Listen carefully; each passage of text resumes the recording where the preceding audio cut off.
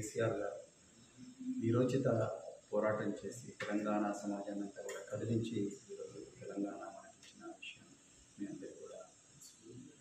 అయితే మరి బాబాసాహెబ్ అంబేద్కర్ గారు స్వేచ్ఛ, సమన్యాయం, సమానత్వం, సౌభ్రాతృత్వం అనే 4 విలువలను రాజ్యాంగ పీఠికలో అంటే ప్రియాంబుల్లో పొందుపరిచి ఆ విలువలన్నింటినీ కూడా మనల్ని కాపాడమని ఆ మహనీయుడు చెప్పడం జరిగింది.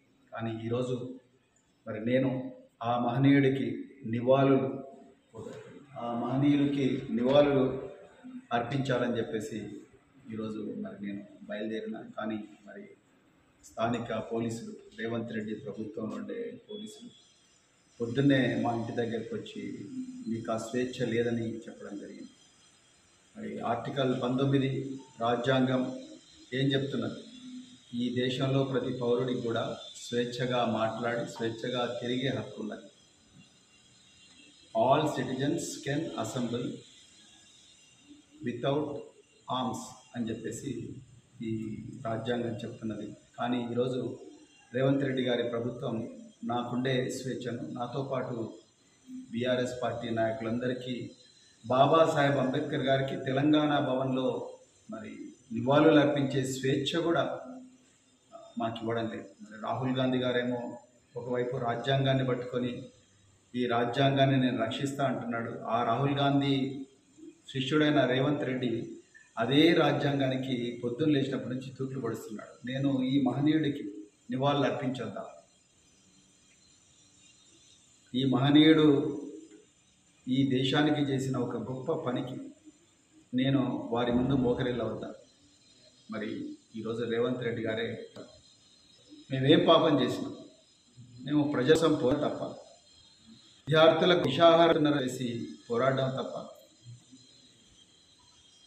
అదేవిధంగా మరి పోలీసు కానిస్టేబుల్స్ వాళ్ళకు ఏ పోలీస్ అనే నినాదం కానీ, లేకపోతే వాళ్ళ కుటుంబాల కానీ, హోంగార్డుల కుటుంబాల్లో ఉన్న విషాదం కానీ, లేకపోతే మరి పోలీసు కానిస్టేబుళ్లకు జరుగుతున్న అన్యాయం కానీ వాటి గురించి పోరాడడం తప్ప, రైతుల పక్షాన్ని నిలబడడం తప్ప బీఆర్ఎస్ పార్టీ, అదేవిధంగా నిరుద్యోగుల పక్షాన్ని నిలబడడం తప్ప, ఈరోజు లగచర్ల భూమిని కోల్పోతున్న గిరిజనుల పక్షాన్ని నిలబడడం తప్ప.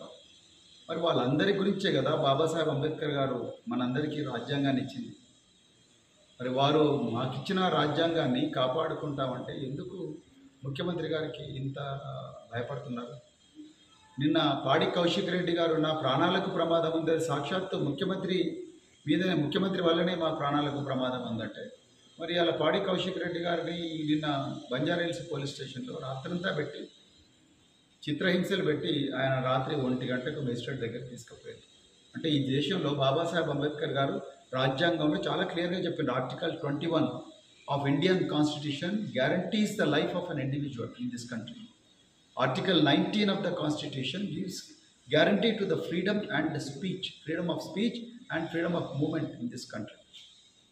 అంటే ఈ దేశంలో స్వేచ్ఛగా తిరిగే హక్కు, జీవించే హక్కు లేకుండా చేయడమే మీ ఉద్దేశమా రేవంత్ రెడ్డి గారు? ఎందుకు ఇంతమంది పోలీసులను, అది లాఠీలు ధరించిన పోలీసులను ఎందుకు పెట్టిండ్రు?